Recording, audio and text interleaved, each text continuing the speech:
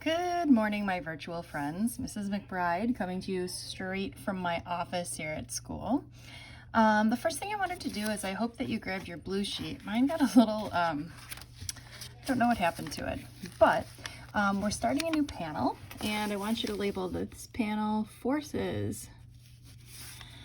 Okay, and we really only have learned two equations so far in forces. Equation number one is, like I said, the most important one here, that the sum of the forces equals ma. And equation number two is that Fg equals mg. That's our force of gravity, okay?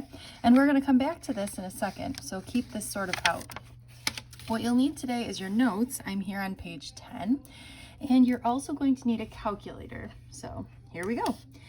What you should have learned about yesterday was the force of gravity and tension, and we're going to learn about two more fundamental forces today. The first of which is the normal force. Now, the normal force is the force that keeps one object from penetrating into another object.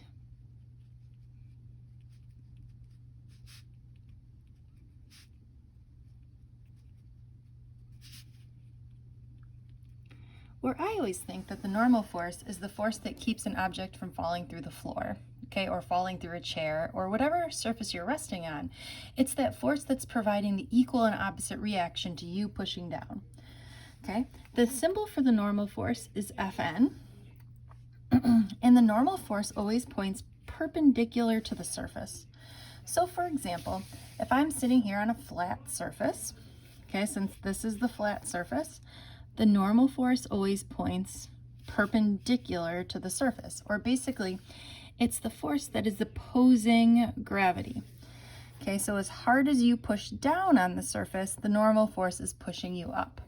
Now, let's say, for example, you had a chair and that chair was made of saran wrap or plastic wrap or bubble wrap, okay? Or basically something that couldn't push you up. What would happen is that these two forces would not be balanced and you would fall through the surface. It wouldn't have enough normal force to keep you up. Okay, again, so the normal force is always perpendicular to the surface, so I'm going to try to trick you here. Which direction do you think the normal force points here? Well, hopefully you said, well, if this is the surface, then we need to point perpendicular to that, or sort of off at an angle. Do you notice I always like to draw my forces from the center of the object? That's because we pretend in physics that all of the mass is centered here at the center of mass, and we'll talk more about the center of mass later. Okay, last thing. So this is a surface, so this is like a wall, and I've got an object that's being pushed against the wall. Okay, pretend like you have a textbook and you're pushing against the wall. Which direction do you think the normal force points?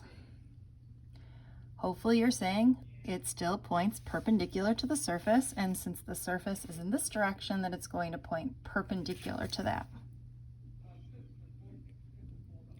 Okay, so again, the normal force is what keeps you from falling through a surface. Now, do you notice that we didn't have an equation for the normal force? The normal force can only be equal to other forces. So if we wanted to find what the normal force was, we would have to find what other force it's equal to. Just keep that in mind.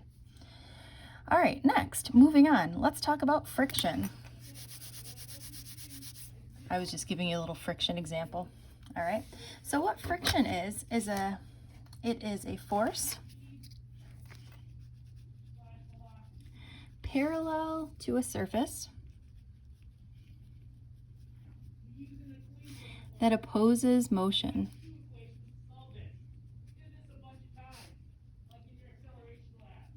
Okay, the symbol for the force of friction is FF. Now you might be thinking to yourself, what causes friction? So I just gave you this example here, where sometimes you rub your hands together and warm them up, okay? The thing that causes friction is two objects moving parallel to one another, right? So we've got a couple things. Two objects touching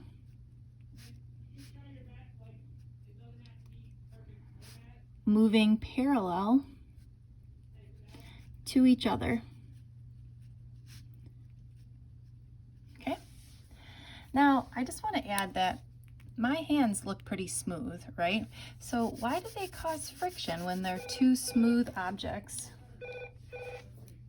Sorry, the phone is ringing. Well, okay, we'll just have to let it go. All right, so what I'm saying is pretend like this is a big old magnifying glass. Okay, and for this magnifying glass, instead of having two surfaces that look smooth, right, sliding past one another, what you actually have is if we were to magnify these two, you would see that the top of this surface isn't smooth, but instead it would be jagged. And the other surface, it's also jagged. So it's these two surfaces moving past each other that are jagged that cause friction. And again, this is sort of on the microscopic level. So even though two objects look smooth, there's still friction. Can anything ever be completely frictionless? Right? I'm sure that's what you're thinking. The answer is no, not really, not really. Okay. In physics, we'll talk about things being frictionless, but in real life, no, nothing can be completely frictionless. We can get pretty darn close, but not perfect. All right, so when is friction useful? Well, friction is useful if you're trying to stop, right? I'm driving in my car, I see a ball roll out in front of me, I slam on the brakes. That's useful, right? Because there's friction between my brakes and the tires, and friction between the tires and the road. Think about if you slam on your brakes when it's icy and snowy out, there's not as much friction. Friction is useful if you want to generate heat.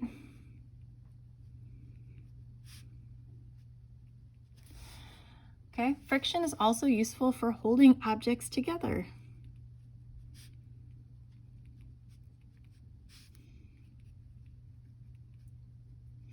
Okay, think about it.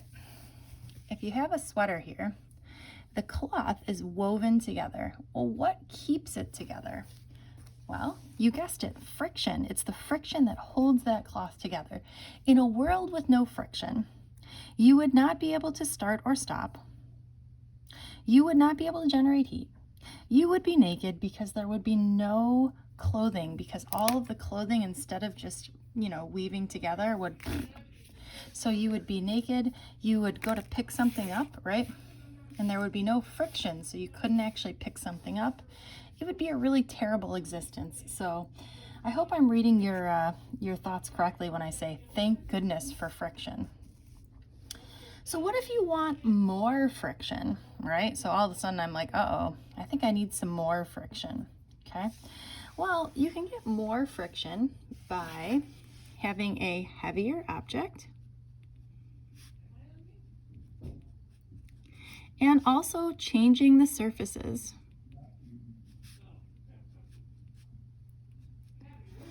Okay, so if you change your surfaces, you can think of some surfaces that rub past each other really easily or some that are real tough to move, okay? So if you make a heavier object or change the surfaces, you should be good. My grandpa Howard, every year, he would always used to call me and ask me, did you put the sandbags in your car during the winter? I'm like, Grandpa? And the reason why he was saying that is because he was thinking about friction. He was saying if you make your car heavier by putting, heavy objects such as sandbags in there, you get more friction. The more friction you have, the more likely you are to stay on the road, okay?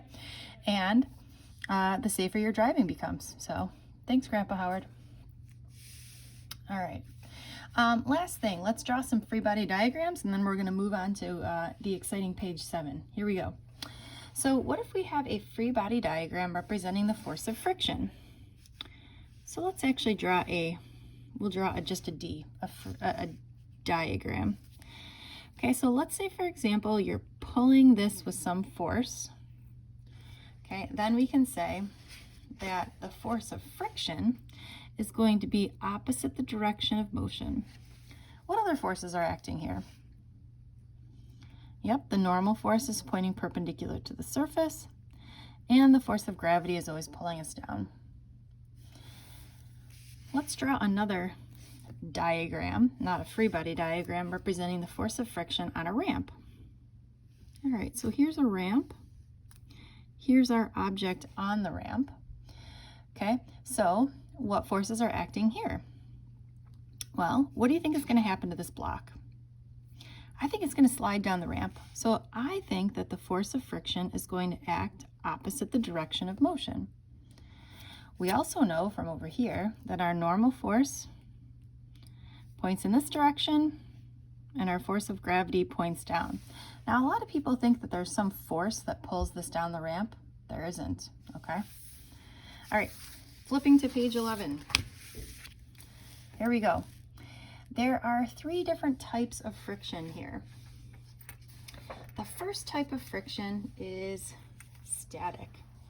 This is when objects are at rest. And basically you need to overcome this to get motion. You're going to do a lab later today where you're going to take a look at static friction. So you're going to start pulling on something and it's going to take some force in order to get it moving because you're overcoming that static friction. The second type is kinetic. The word kinetic means moving. And this is the type of friction you are encountering when you keep moving. So you encounter this when moving. And last is rolling friction. Now we're not really going to talk about this, but I want to let you know that there's a lot of things that are rolling, which is why did you notice that I always choose a block instead of a ball? I'm choosing a block because a block doesn't roll, so we don't have to talk about rolling friction. All right, so rolling friction is friction when things are rolling.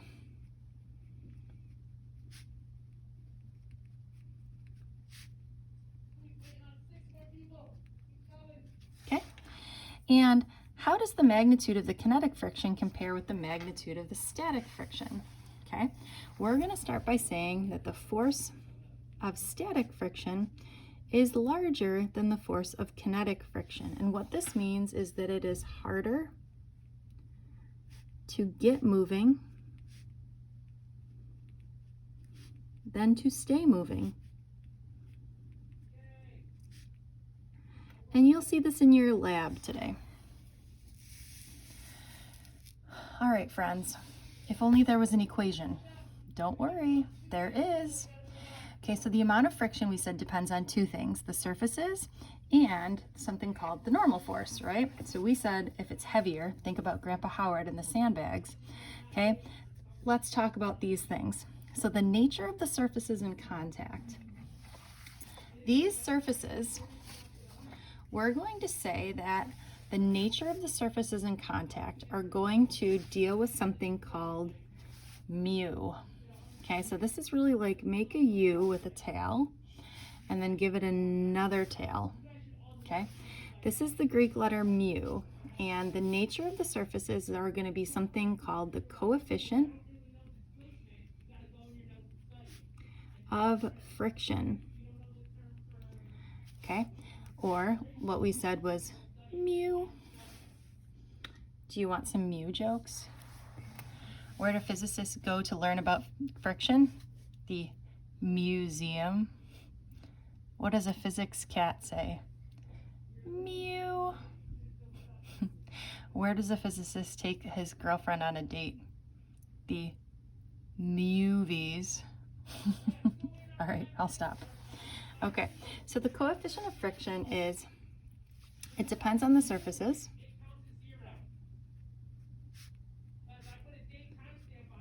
Okay, and it's a measure of how easy or difficult it is to get something moving.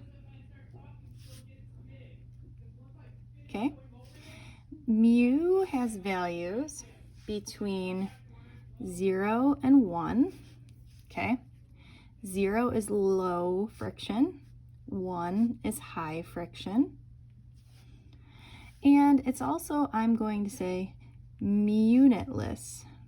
Now, what do I mean by that? I mean that it has no units, okay? So that's kind of nice for those of you who don't like putting units on anything. All right, and last but not least, we're going to talk of the normal force. When we're on a surface, okay? When you're on a flat horizontal surface, the normal force is equal to the force of gravity, okay? Sometimes we're not going to be on a flat horizontal surface, so we'll have to figure that out, okay? But again, if we're on a flat surface, we're going to start out with the fact that Fn is equal to Fg, or that the normal force is equal to mg. Okay, and then this is going to give us our final equation, that the force of friction is equal to mu Fn. Okay, and I want you to grab your blue sheet real quick. Here's my very curled up blue sheet. We're going to put that Ff is equal to mu Fn. Okay. Last but not least, I want to do one quick problem today, and then we're going to do a lot more problem solving because this is a kind of a tough concept. Here we go. A 10-kilogram box rests on a ramp that is laying flat. The coefficient of static friction is 0.5 and the coefficient of kinetic friction is 0.3. It says, what is the maximum horizontal force that can be applied to the box before it begins to move? Okay, so what we're saying is, before it begins to move, what type of friction are we occurring? Okay, hopefully you're saying static, right? So for the first one here, we need to say that the force, okay, the maximum one, is when the force is equal to the static friction, or is equal to mu Fn. Now, since we're on a flat horizontal surface, we can also say that mu times mg is equal to that force. Now, this might seem kind of tricky at first, where we're doing all these substitutions. Go with me, and this is going to seem easier as we progress. Okay, so which mu do we use here? I hope you're saying static because we're not yet moving. The mass is 10 kilograms, and little g is 10. Okay, so let's figure out how much force do we need. So we've got 0.5 times 10 times 10, or we get 50 newtons. So if we just wanted to get this box moving, it would be 50 newtons. What if you gave it 49 newtons? It wouldn't move. What if you gave it 49.99999 newtons? It wouldn't move. It's only when you give it 50 newtons that it's actually going to move, okay? Now, if you just applied 50 newtons, we could say that it's moving at constant velocity. If you gave it 51 newtons, then we might start accelerating, right? Because the forces wouldn't be balanced. All right, last but not least, what force is needed to keep the box sliding at a constant velocity? Well, now since we're moving, we're going to have kinetic friction. So we can use the same equation that we just derived here, that F is equal to mu mg. But this time we're going to use the kinetic friction because we're moving. Same mass, same g.